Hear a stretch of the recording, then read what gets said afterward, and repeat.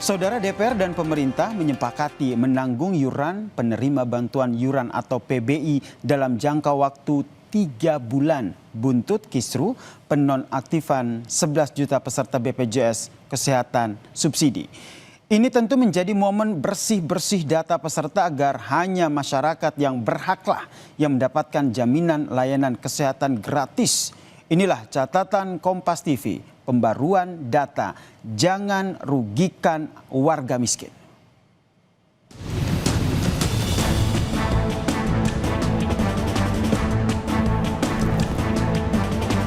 Penonaktifan sekitar 11 juta peserta penerima bantuan iuran atau PBI Program Jaminan Kesehatan Nasional menyebabkan terbatasnya akses masyarakat dalam mendapatkan layanan kesehatan gratis. Penonaktifan yang dilakukan secara mendadak tanpa adanya pemberitahuan berpotensi berakibat fatal pada pasien dengan layanan kesehatan darurat atau pasien penderita penyakit kronis. Dengan pertimbangan itu, pemerintah melalui Menteri Sosial menjelaskan peserta dapat melakukan reaktivasi. Oleh karena itu dosil 6 sampai ke atas sampai 10 kalau misalnya terdaftar sebagai peserta PBI kita alihkan kepada desil 1 sampai desil 5. Meskipun begitu yang dinonaktifkan bisa melakukan reaktivasi ya. Jadi bisa melakukan reaktivasi. Menteri Kesehatan Budi Gunadi Sadikin juga bersurat ke seluruh rumah sakit agar tetap menerima dan melayani peserta BPJS PBI dengan penyakit katastropik atau penyakit kronis serius yang mengancam jiwa diaktifasi secara otomatis. Kementerian Kesehatan sudah mengeluarkan surat ke seluruh rumah sakit agar tetap melayani pasien-pasien PBI yang dinonaktifkan untuk layanan ini. Saya juga tadi terinformasi karena sebelumnya saya sempat keluar sebentar, ada meeting mengenai bencana, ketemu dengan Pak Mensos. Pak Mensos juga sudah mengeluarkan surat keputusan agar pasien-pasien dengan penyakit katastropik ini yang berisiko meninggal akan otomatis direaktivasi dari pusat.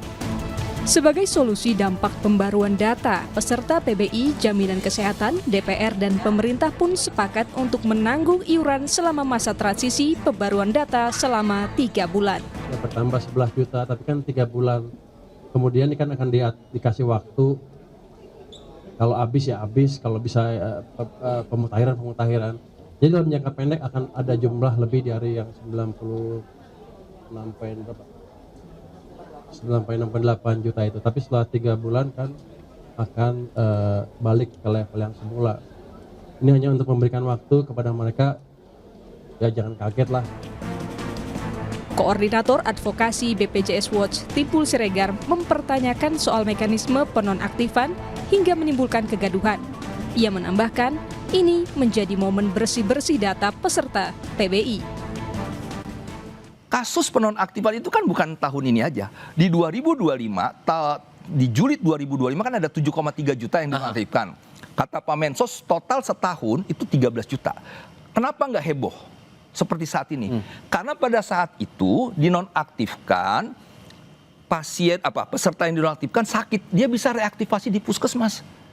Beda kasusnya dengan kasus sekarang. Nah makanya saya bilang begini, kenapa nggak dicontoh itu aja? Momentum saat ini menjadi proses bersih-bersih data sehingga PBI JKN dan PBPU Pemda itu benar-benar diisi oleh masyarakat miskin dan tidak mampu.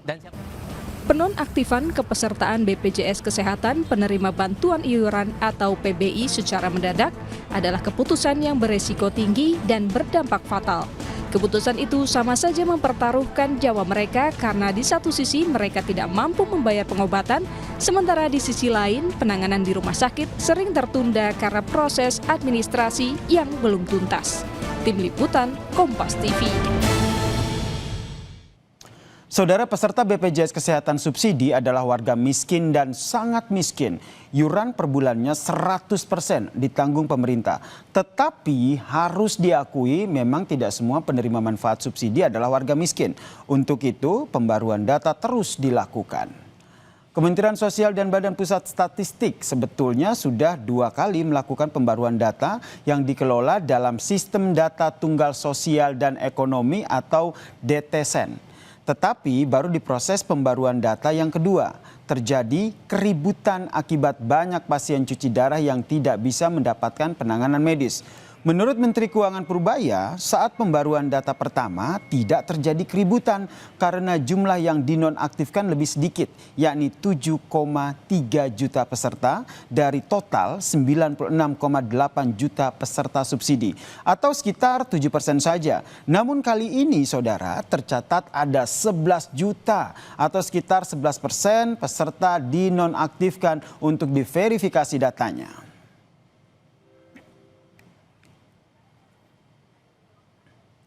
Nah, persoalan utama bukan di persentase jumlah masyarakat miskin terdampak, tetapi pada buruknya koordinasi antara lembaga kementerian yang berujung pada kegaduhan. Dalam rapat dengar pendapat dengan DPR, Direktur Utama BPJS Kesehatan Ali Gufron mengakui waktu yang diberikan oleh Kementerian Sosial untuk memverifikasi data peserta sangat pendek, yakni kurang dari 1 minggu. Padahal di lapangan BPJS harus berkoordinasi dengan pemerintah daerah dan juga dinas sosial dari seluruh Indonesia.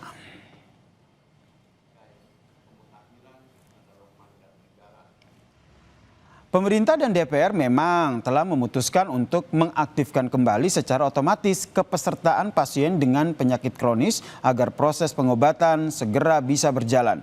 Begitu pula telah diputuskan waktu 3 bulan untuk melakukan verifikasi data penerima PBI yang diikuti sistem pemberitahuan kepada peserta.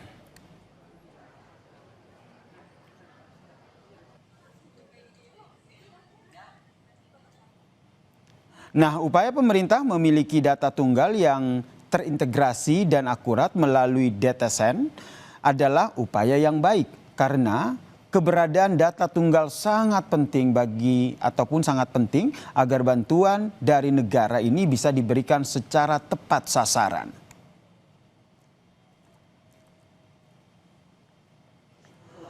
Pemerintah pun harus segera memperbaiki cara pembaruan data agar kegaduhan ini tidak terulang lagi.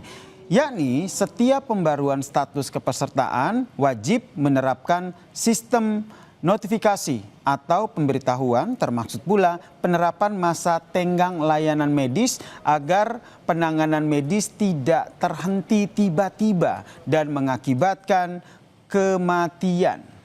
Nah, bagi pasien kronis juga harus ada proteksi berupa reaktivasi otomatis untuk menjamin mereka tetap bisa menjalani perawatan.